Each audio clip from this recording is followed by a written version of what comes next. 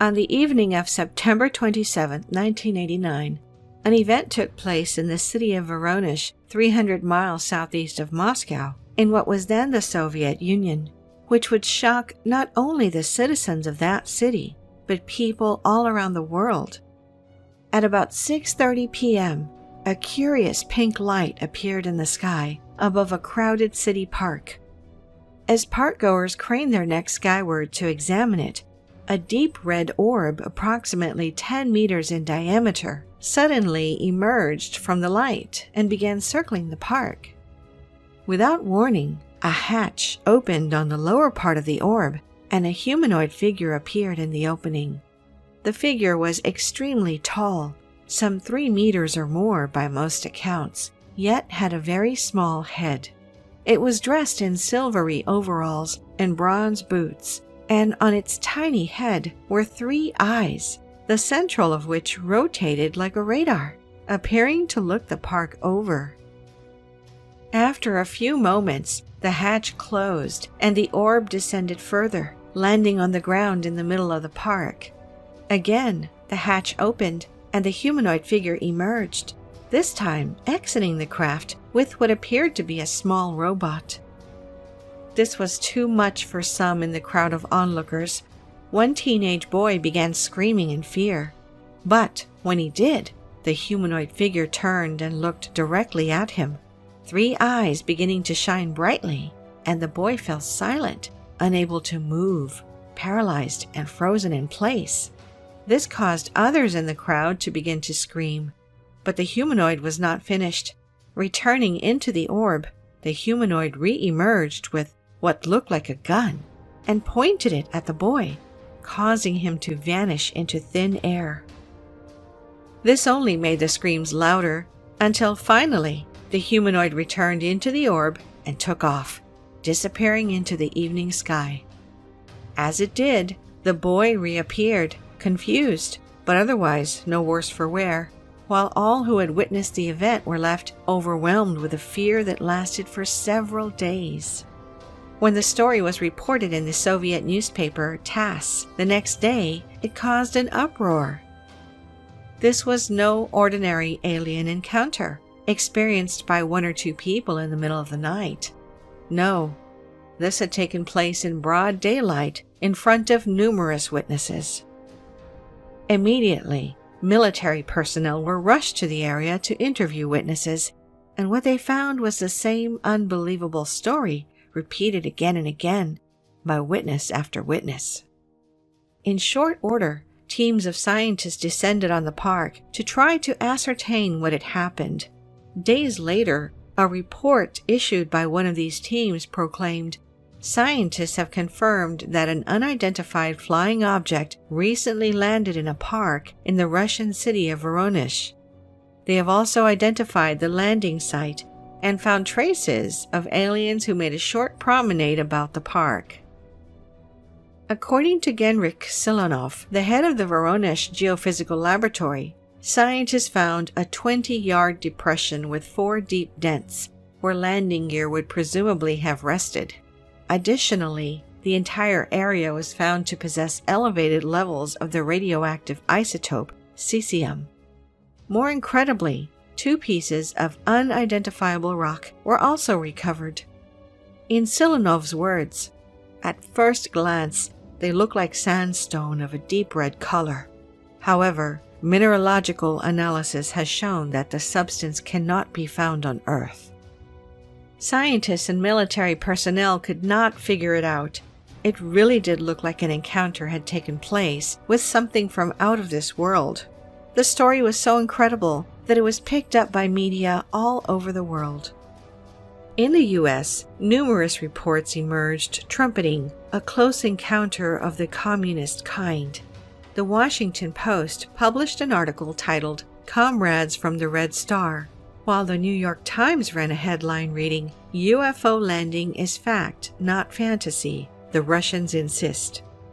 On NBC Nightly News, Tom Brokaw led the broadcast by proclaiming, Space aliens are said to have landed in a UFO. O pouso de disco voador no país. In deze week werd bekend dat er een ufo geland zou zijn. Voronezh bijna een ufo. Eran seres descritos por la prensa como gigantes. While even Time magazine ran a report describing the three-eyed space creature, which zapped a 16-year-old boy with a gun that made him disappear temporarily. In no time, the encounter in Voronezh became one of the most famous UFO incidents in history, known about and discussed all over the world. And yet, what is perhaps most amazing about this encounter is it was not the only one of its kind which took place in and around Voronezh at that time. In the weeks and months surrounding the September 27th incident, numerous other similar encounters were reported in the area. Many included similar stories of tall humanoids with tiny heads emerging from glowing orbs, often in one of the city's parks. In fact, a book published in 1990 and appropriately titled UFOs in Voronezh recorded dozens of incidents taking place in the area between August of 1989 and January of 1990. Perhaps the most dramatic of all of these incidents took place on the evening of October 2nd at a train station only a few miles from the park where the September 27th encounter had taken place. On that evening, about 40 people were getting off the train when they noticed a red orb in the sky executing jumps up and down over a nearby field. Eventually, the orb landed and a tall humanoid figure emerged from it, carrying some sort of baton. The figure pointed the baton down to the ground and into the earth, as if it was collecting soil samples, before slowly returning to its craft and disappearing into the night sky. What was happening in Voronezh at this time? Who were these alien figures in their mysterious orbs, and what were they doing? An attempt to answer these questions begins by realizing that it was not just in Voronezh that this was happening. All through the late 1980s, Soviet newspapers across the country were filled with reports of UFO sightings and alien encounters from ordinary citizens, as well as from pilots, air traffic controllers, astronomers, and military personnel. What was going on here? Why were there so many reports of aliens and UFOs in Soviet media at this time? Did aliens have some sort of specific interest in the Soviet Union? Some argue that a rise in news reports about UFOs and alien encounters was directly related to the new Soviet policy of glasnost. Adopted in 1986 by Soviet leader Mikhail Gorbachev, glasnost meant an increased openness and transparency in the country, including in the activities of state institutions and the freedom of information. According to some, news reports about aliens were media efforts to test how far glasnost would actually go. By presenting something which, according to mainstream thought, was obviously ridiculous, like aliens, the media would test their government and see if they really could talk about anything. The only problem with this argument is that the Soviet government did not view UFOs and aliens as something obviously ridiculous. In fact, a deep interest in the subject extended to the highest levels of Soviet power. Have you ever watched the documentary drama The Social Dilemma on Netflix? In it, tech insiders explain how social media is engineered to exploit users' data for profit. They call it surveillance capitalism. We're not against capitalism, but when our data is being stolen, most of the time without our consent, so tech billionaires can get even richer, that's where we draw the line. And that's why we protect ourselves and our data with ExpressVPN. Thanks to ExpressVPN, 100% of your network data is rerouted and encrypted through a secure server, so internet providers and network admins can't log your browsing history and sell it to third-party advertisers. My favorite thing about ExpressVPN is how fast and easy it is to use. I never notice any slowdown in speeds. Just tap one button and you're protected. So if you agree with the premise of The Social Dilemma and don't want your personal information stolen, then visit expressvpn.com/universe inside you and find out how you can get 3 extra months of ExpressVPN for free. Of all the figures in the Soviet Union after the death of Stalin, there are perhaps none more infamous than Yuri Andropov. Born June 15, 1914, in Stavropol Krai, Andropov burst onto the national scene when he was named Soviet ambassador to Hungary in 1954. There he would play a key role in crushing the 1956 Hungarian Revolution, earning the nickname the Butcher of Budapest for his extreme ruthlessness. A decade later, in 1967, Andropov was named the chairman of the KGB. While in this position, he earned a reputation around the world for his brutal campaign to eliminate all opposition in the Soviet Union. His goal, quite simply, was the destruction of dissent in all its forms. To achieve this goal, Andropov enacted mass arrests of those deemed dissidents, as well as the involuntary commitment to psychiatric hospitals of those considered socially undesirable. After Soviet leader Leonid Brezhnev suffered a stroke in 1975, leaving his ability to govern impaired, Andropov used the power he held through the KGB to effectively dominate Soviet policymaking and crush all those who opposed him. After Brezhnev's death in 1982, Andropov would officially become the leader of the Soviet Union until his own death in 1984. Without a doubt, Yuri Andropov stands as one of the second half of the 20th century's great standard bearers for ruthlessly eradicating those with alternative views. And yet, at the same time as he was doing this, Yuri Andropov harbored his own alternative views on an eminently taboo subject: UFOs and aliens. Really, it was more of an obsession, and it was not even a secret. From his earliest days as KGB chief, Andropov was known to keep a file of UFO reports from the Soviet Union and around the world directly on his desk at all times. In 1978, Andropov would actually establish 2 committees, one military and one civilian, to monitor UFOs. As part of this, he ordered the country's over 4 million soldiers to file detailed reports about any and all UFO sightings. As one colonel at the time put it, thanks to Andropov, the whole Soviet Union was one enormous listening post. The findings of these committees were housed in what became known as the Blue Folder, a collection of many thousands of reports compiled between 1978 and the fall of the Soviet Union in 1990. But in fact, the Soviet Union's obsession with UFOs and aliens went far beyond just Yuri Andropov and the KGB.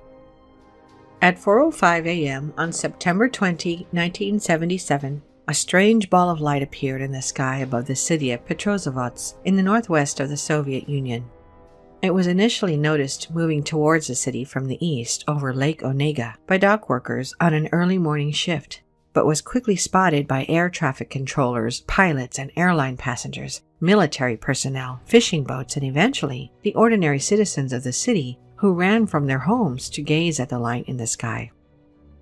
At first, the ball appeared to be descending in a spiraling motion towards the Earth, causing many to believe it was some sort of meteorite. That was until it began to slow down, ultimately coming to a complete stop in the sky. As it hovered above the city, the ball began making a hideous noise, described by witnesses as like the howling of a siren. People were terrified. At the height of the Cold War, they believed that surely this must be the beginning of an American nuclear attack. Suddenly, thin rays of light began to come down from the ball towards the city, giving the appearance of a huge jellyfish with golden tentacles, some 300 feet across in the sky. At this point, many witnesses ran back into their homes or took cover where they could. Some simply flung themselves to the ground in fear.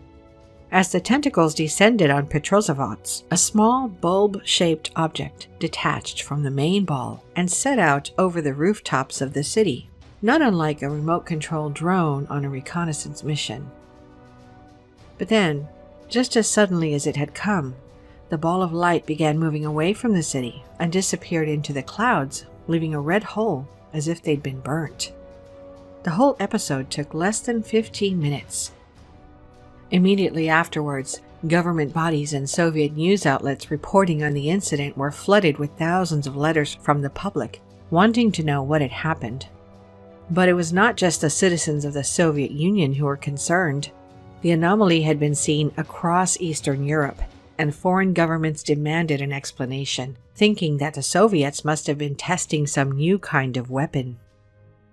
To the surprise of many, the Soviet government was forced to admit they did not have an immediate explanation. They were just as baffled as anyone. Even the prestigious Soviet Academy of Sciences conceded that they could not figure it out. Quickly, the Soviet government commissioned an official report into the incident.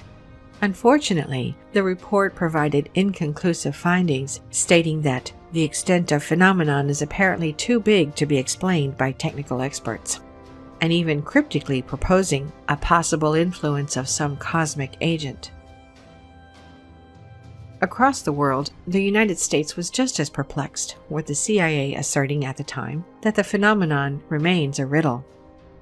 The mystery of that night in 1977, which became known as the Petrozavodsk incident, provided the impetus necessary for the Soviet government to make an interest in UFOs and aliens official. Only months later, Yuri Andropov, already armed with years of UFO reports on his desk, founded his famous listening post. But it went further than that. The same year, the Soviet government launched an all-encompassing official investigation into UFOs, which became simply known as the Network. Made up of experts from 20 organizations, including specialists in physics, chemistry, optics, and spectroscopy. The network would seek to investigate and understand UFO sightings scientifically. Between 1978 and 1990, they would document and study over 3,000 incidents. For many of these incidents, they were able to provide scientific explanations. However, in some 300 cases, the network could provide no scientific explanation, only building the mystery further. At the same time as the government was pursuing its investigations, the debate around UFOs and aliens became popular in the Soviet Union's scientific and technological communities, with numerous journal articles published on the subject, as well as well-attended lectures at military and government institutions. Quite simply, it was not glasnost which brought UFOs to the forefront of Soviet thought, but the unexplained events which had taken place and stimulated an interest through all levels of Soviet society. Here, we might take a step back and ask how we know so much about the Soviet obsession with UFOs and aliens, particularly at the governmental and military levels. It is not often that authorities advertise their interest in the subject, and in fact, people in many countries perceive their governments to be actively suppressing such information. So how do we know so much about often classified government investigations and military programs in the Soviet Union? The answer is that after the fall of the Soviet Union in 1990, many secret Soviet documents were obtained by government organizations and individuals in the West and around the world. They were smuggled out, stolen, and otherwise recovered and cataloged in the period of instability which followed the Soviet Union's collapse. Obviously, organizations like the CIA and FBI closely guarded their secrets, only releasing classified documents when they are legally obligated to do so, and even then, only in heavily redacted versions. But organizations like these have no problem releasing someone else's secrets. Subsequently, today, many formerly secret Soviet documents are available in the public domain, including on the CIA.gov website. Think for a moment about what might be learned if we had access to the U.S. government's secret documents on the Roswell incident of 1947 or on Area 51. In effect, this is what is now available for the Soviet Union during a time period when they were obsessed with UFOs and aliens. And as these secret documents have been released, some truly mind-blowing incidents have been revealed. In 2017, the Voice of Russia radio station, long considered one of the top 5 radio broadcasters in the world, produced a story which shocked its over 100 million listeners in 160 countries. It was a story allegedly taken from the secret KGB files, which had been smuggled out of the Soviet Union after its fall, and in fact, it had already been reported in a 1998 TNT special titled The Secret KGB UFO Files, before fading into memory. However, this time, in an age of social media, the story would go viral all over the world. According to the Voice of Russia, the KGB files contained extraordinary film of a UFO crash and recovery in March of 1969, outside the city of Sverdlovsk, then called Yekaterinburg. In the KGB footage, military personnel are seen rushing to the site of the crash, where they amazingly find a UFO jammed halfway into the ground at an angle. The footage continues as soldiers with AK-47s at the ready keep watch, while officers and civilian-clothed agents examine the wreckage. More unbelievably, additional footage appears to show an autopsy on an alien body found within the craft. The film rolls as scientists measure a small torso next to what appears to be a very large arm, before cutting through the tissue of the torso, which scientists describe as very rigid, and extracting internal organs. In many ways, this event reflects the stories told about America's Roswell crash. However, in this case, it appears to be astonishingly captured for all to see in full-color video. And yet, this is not the only astounding alien encounter recorded in formerly secret Soviet files. In fact, according to the documents, it's not even the only time the Soviets recovered an alien. In February of 1959, witnesses in the city of Gdynia, in what was then Soviet-controlled Poland, reported seeing a glowing object in the sky, crashing into the Baltic Sea near the city's docks. Authorities immediately sent divers into the icy waters to attempt to recover the wreckage and find out what it was, yet all they could return to the surface with was a single piece of shiny metal. Hours later, a strange silhouette humanoid emerged from the water, dragging itself to shore as if injured. The humanoid's face was badly burnt, unrecognizable, and it was dressed in an unusual uniform, rambling in a language nobody could understand. Authorities arrived on the scene and took the figure to the hospital, where it received treatment for its heavy facial burns. Oddly, when doctors tried to remove the being's uniform in order to treat its body, they found it could not be torn. Despite having the appearance and feel of being thin and light, the material was strong as steel. Eventually, the unusual humanoid died from its injuries, yet officials recognized this was no ordinary death. The body was placed in a frozen container and transported to a secret government location for further examination. There, doctors discovered that the organs and circulatory system of the being were nothing like those of humans. Moreover, the being was found to have 6 fingers on each hand and 6 toes on each foot. Doctors and scientists were stunned. It appeared the creature was not from this world. Could it really be possible that the Soviet Union recovered and conducted experiments on not one, but 2 separate alien beings? And if so, what did they learn? And what other secrets might exist in still unreleased documents from that time? One thing is for sure. After the Soviet Union turned itself into an enormous listening post in 1978, stories of alien encounters like these only became more prevalent. Russia's Lake Baikal in southern Siberia is the world's largest freshwater lake, and with a maximum depth of over 5,000 feet, also its deepest. But it is more than that. Since ancient times, Lake Baikal has been known by locals as the home of mysterious spirits, and even a flaming dragon, which is said to live deep below its depths. In more modern times, Lake Baikal has become one of the world's hotspots for UFO sightings, with reports of giant glowing orbs hovering over the water and strange figures in shiny suits emerging every year. Perhaps the most shocking of these reports came in 1982, not from ordinary citizens, but directly from the Soviet military itself. According to leaked Soviet military documents, that year, a team of 7 divers was dispatched to a depth of just over 150 feet where they were shocked to find what appeared to be some sort of craft. For several days, they studied the craft, until one day they suddenly noticed giant humanoid figures swimming around it. The figures appeared to be 10 feet tall or more, dressed in tight-fitting silvery suits with transparent spheres on their heads. Quickly, the order came from the surface. The divers were to capture the humanoids. As they moved towards the humanoids, they were abruptly hit by some sort of sonar wave weapon, which killed 3 of the divers instantly and left the other 4 badly injured. All 7 washed up on the shore minutes later. Could it be that what locals believed to be spirits under the waters of Lake Baikal were really alien beings? Is this why the area is such a hotspot for UFOs? And if so, what remains under the waters to this day? We have an entire video on the mysterious being spotted in Lake Baikal. The link is in the description and the top pinned comment.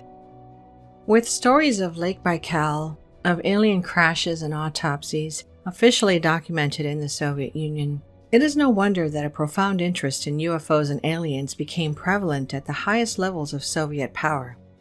One might wonder if the same thing was taking place at the same time in the Soviet Union's great rival, the United States.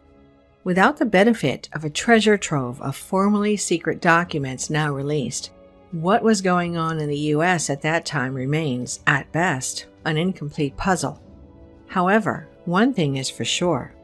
During the 1980s, an obsession with UFOs and aliens had infiltrated the absolute highest level of American power.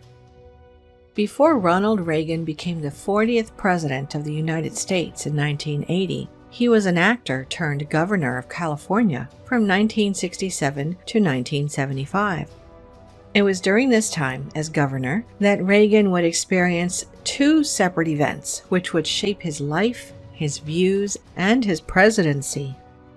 The first occurred in the late 1960s when Reagan was invited to a Hollywood party at the home of actor William Holden.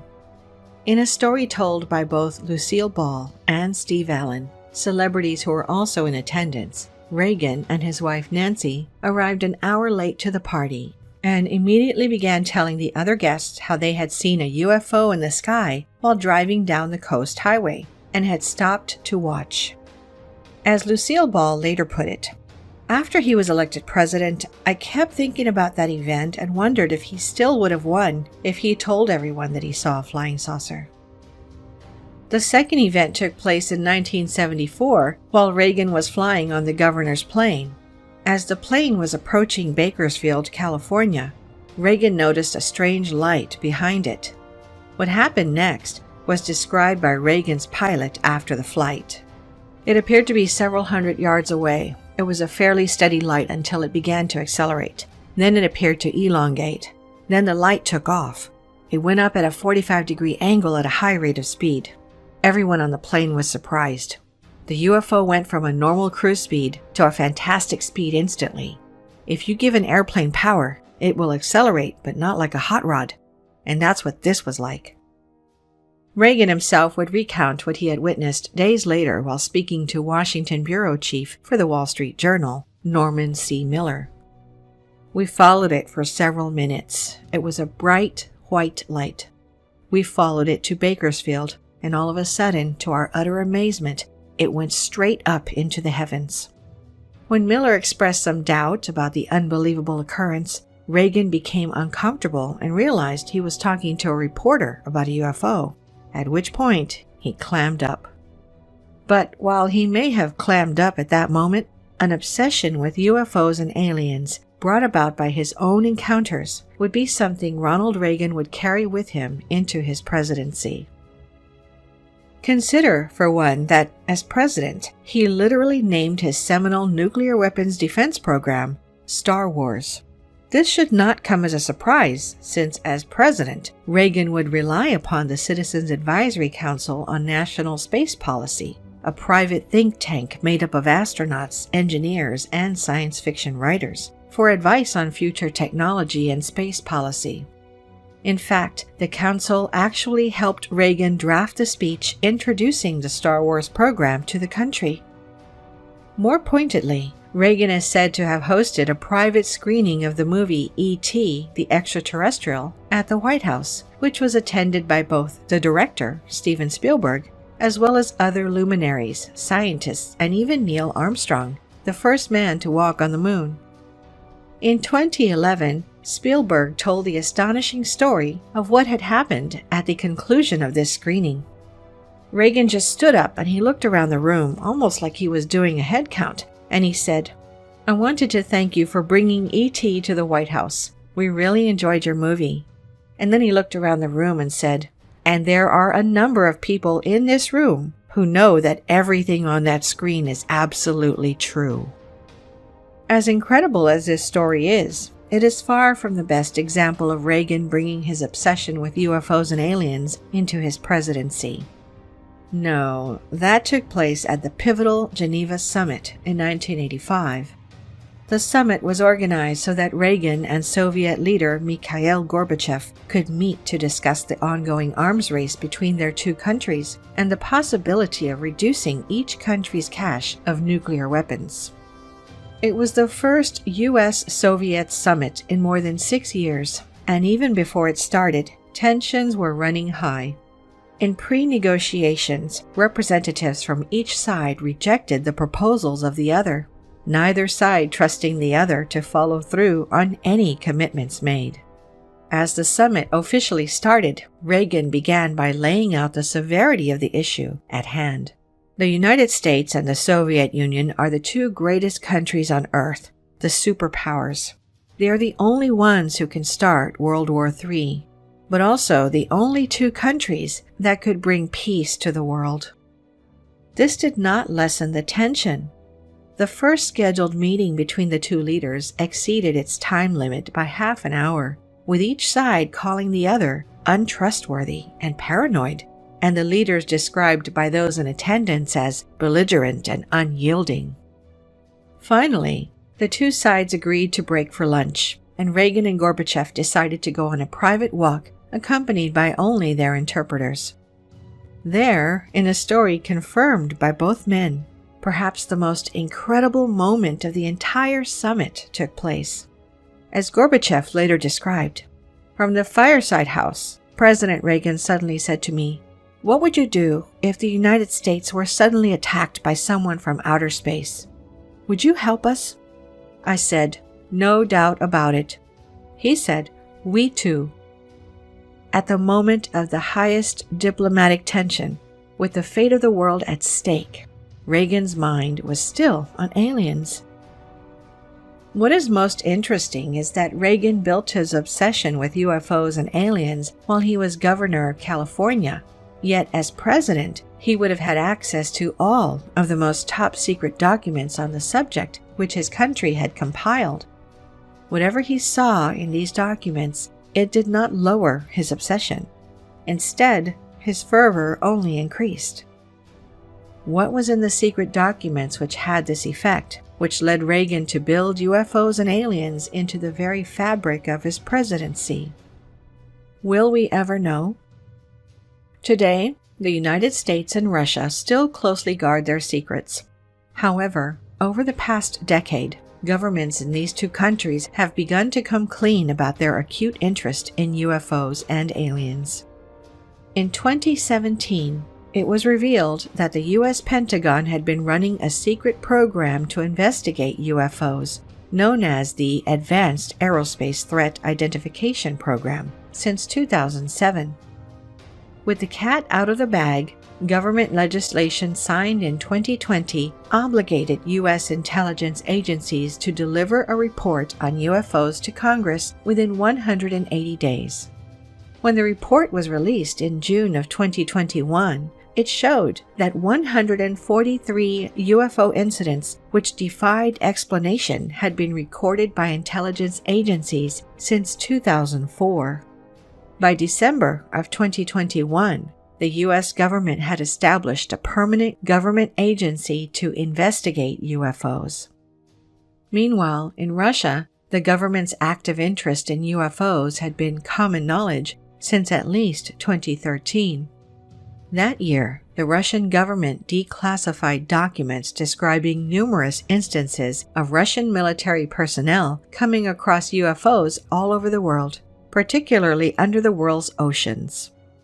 From that point forward, the Russian government officially and openly ramped up its UFO research, including in 2022, when they announced that the Roscosmos space program would be conducting a comprehensive study on UFO reports produced by pilots. We have seen the kinds of unfathomable things Soviet leaders were privy to in the late 1980s and earlier, thanks to now released formerly secret documents. The only question that remains is, with their increased and more open interest in UFOs and aliens today, what secrets are today's leaders in Russia, the US, and all over the world privy to that we might find out about later? Thank you for watching. If you enjoyed the video, please hit the like button, and if you're new, hit subscribe and the bell next to it for future notifications.